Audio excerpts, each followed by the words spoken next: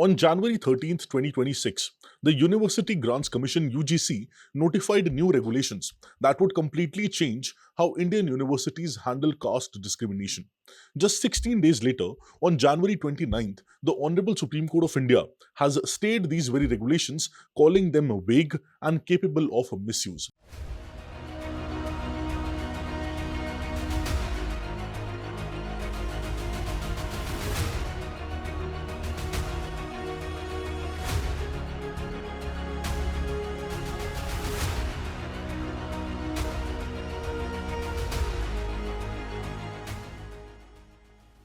Now, this story involves two mothers who lost their children, a 118% rise in discrimination complaints, and a nationwide protest and a fundamental question about equality in Indian education system. Today, we'll understand what these UGC Equity Regulations 2026 really are, and why they were created, and why they have become one of the most controversial policies in Indian higher education. Now, to understand this, we need to go back to two heartbreaking incidents that changed everything. Now, the first incident is in relation to Rohit Vemula on January 17th, 2016. Now, Rohit Vemula was a 26-year-old PhD scholar at the University of Hyderabad. He was a brilliant, passionate student about science and dreamed of becoming a science writer, like his ideal Carl Sagan.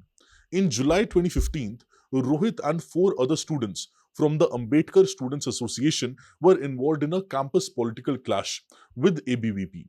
What followed was a systematic institutional action against them.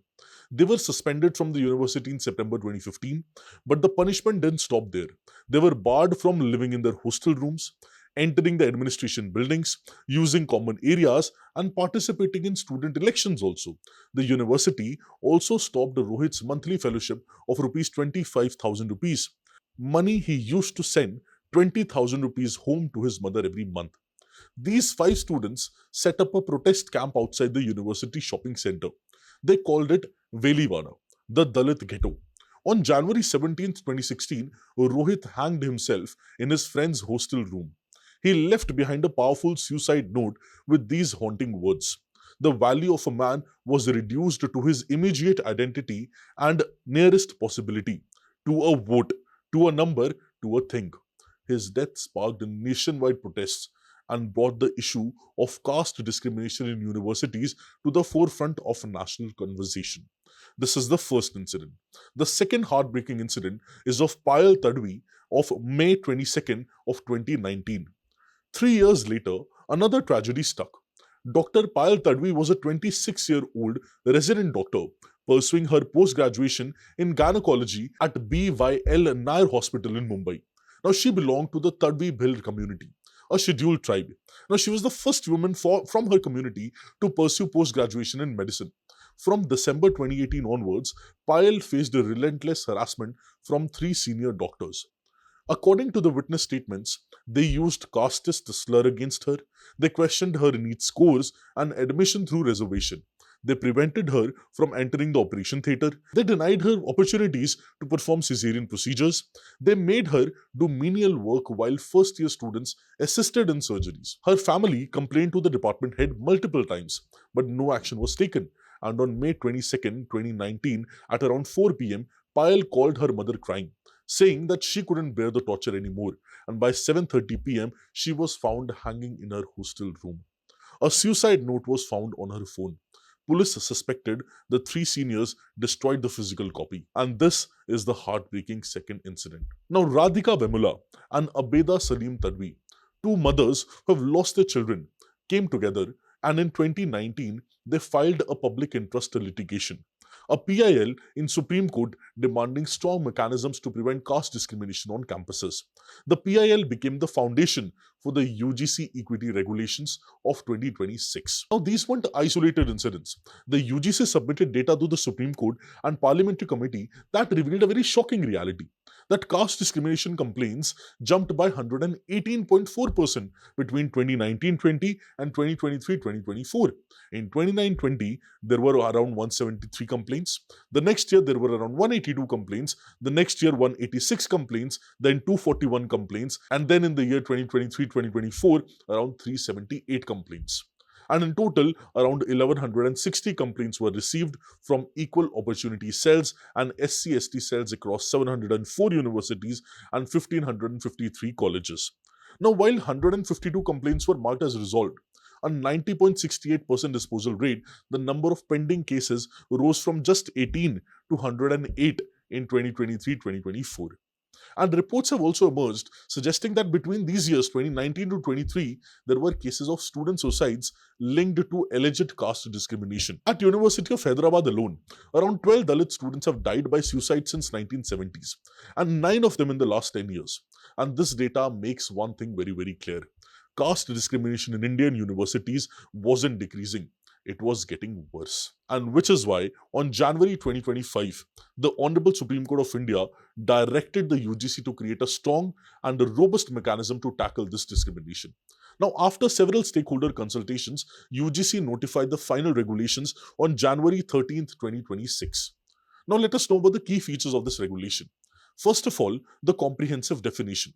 The regulation defined discrimination very broadly as any unfair treatment based on caste, religion, race, gender, place of birth, or disability that undermines equality or human dignity. Crucially, they specifically defined caste-based discrimination as discrimination against the members of SC community, ST community, and OBC community. Also, under these rules, they have given a three-tier institutional mechanism. Every institution must establish an equal opportunity cell or equal opportunity center to implement policies for disadvantaged groups, coordinate with the police and district administration, and provide legal aid. Then there will be an equity committee to investigate complaints with a fixed timelines and preliminary review within 7 days, inquiry completion within 30 days. And then equity squads, which is the student volunteers to create awareness and assist victims. And also, there is a 24/7 equity helpline as well. Mandatory helplines and equity ambassadors in every institution will be set up under these rules. Also, these rules provides for strong accountability. The head of each institution is directly responsible for implementation of these rules. And any institution violating these rules can face a debarment from UGC schemes, restriction on offering degrees, distant or online programs, and the potential withdrawal of the UGC recognition. Not just this, for national monitoring, a UGC appointed committee with civil society representatives to oversee implementation will be there and will be meeting at least twice yearly. And from January 15th, 2026, all student suicides or unnatural deaths must be immediately reported to the police. Institution must publish annual equity reports, and all these things cumulatively becomes your UGC rules of 2026. The question is, how are they different from 2012 regulations? See, regulations came in the year 2012 as well. And the 2012 regulations, they were largely advisory in nature. Institutions could ignore them without any consequence. But the 2026 regulations, they were mandatory and enforceable with clear penalties. The 2012 framework, it focused mainly on SCs and STs without explicitly mentioning about OBC. But in 2026, the regulations explicitly included OBCs as well. And in the 2012 regulations, they had very vague procedures. The 2026 regulations, they had laid down time-bound mechanisms. Now, within days of notification, India witnessed unprecedented protest on both the sides. Opposition from the general category students, student groups and organizations argued that the regulations were discriminatory because A, there is a narrow definition of caste-based discrimination.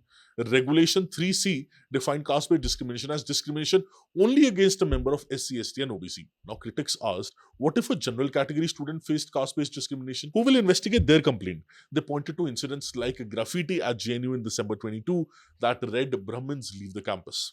There will be blood and Brahmino Banyas, we are coming for you. Now, these kind of things, when are written in a campus, where will general category people go?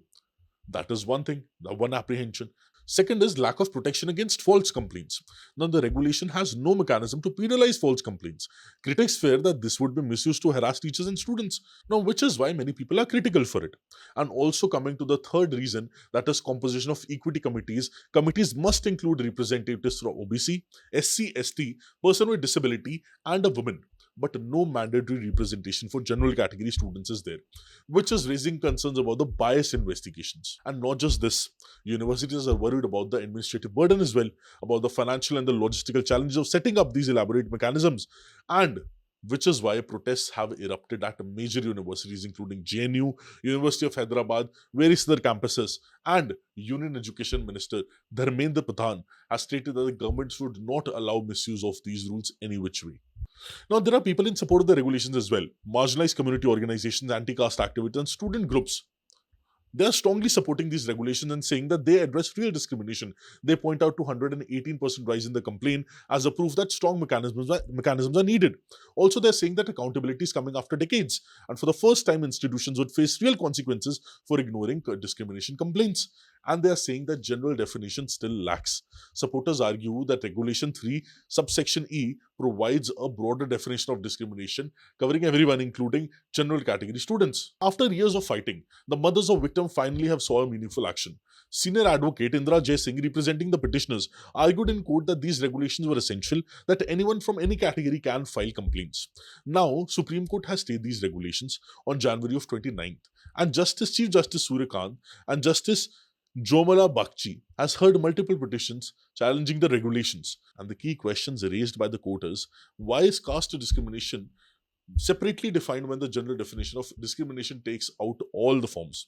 The court questioned why Regulation 3C was needed when Regulation 3E already covers all discrimination.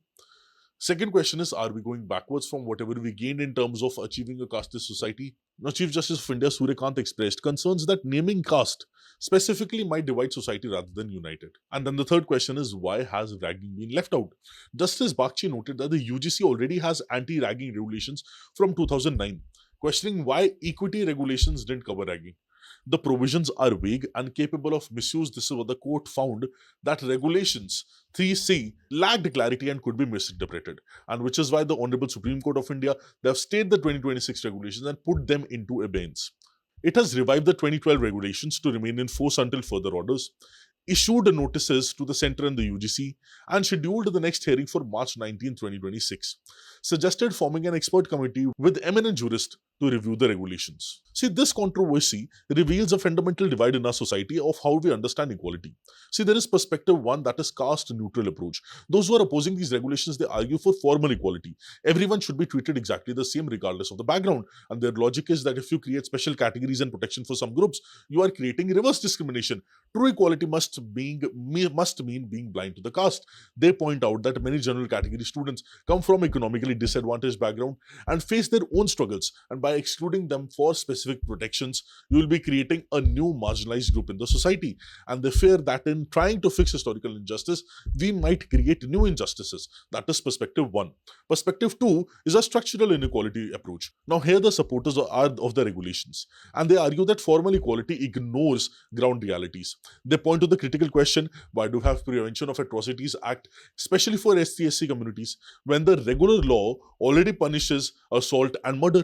Because the nature, frequency, and the impact of violence against these communities is very different. I hope I'm being clear with this. And similarly, a caste-based discrimination against SC, ST, OBC students in university has a specific pattern, history, and impact that requires targeted intervention, which is why 118% rise in complaints isn't just a statistic, it represents real students facing real discrimination. Rohit Vemula and Payal Tadvi died under 2012 regulations that were in force. The 2012 framework clearly failed. They argue that you cannot achieve substantive equality by pretending everyone starts from the same position. And the deeper question which this debate asks is that, can you achieve equality by being neutral, or does achieving equality requires acknowledging and addressing historical and ongoing structural inequalities? Now, as we wait for March 19, 2026 hearing, several outcomes are possible.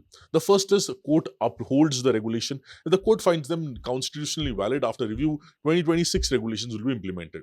Second is the court strikes them down.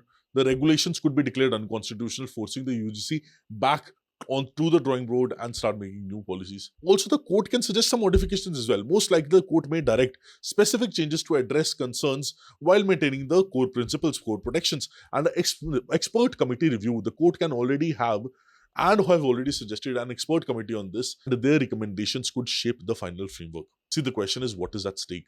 For SC, ST, OBC students, the regulation represents hope for their accountability and justice after decades of suffering, discrimination, in silence. General category students, there are genuine concerns about fairness. There are genuine concerns about due process and protection for potential misuse. But for universities, the administrative and financial burden is real.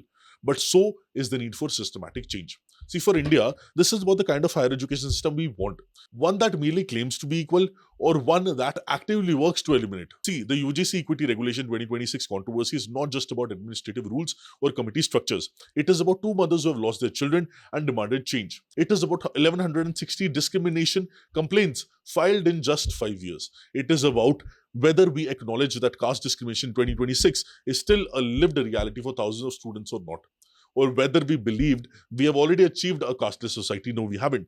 And it's about balancing protection for the historically marginalized with fairness to everyone. It's about ensuring that no student like Rohit, Vimala, or Payal Tadvi ever has to feel that their value was reduced to their immediate identity. The Supreme Court will ultimately decide the legal validity of these regulations, but as a society, we must decide what kind of equality we truly want in ourselves: formal equality on paper or substantial equality on practice. The answer we choose will shape the future of millions of students who will walk through the gates of Indian universities in the year to come. Thank you for watching, and let me know your thoughts in the comment section. But remember, please engage with respect and facts, and not emotion and prejudice. All the very best. Have a beautiful day. Thank you.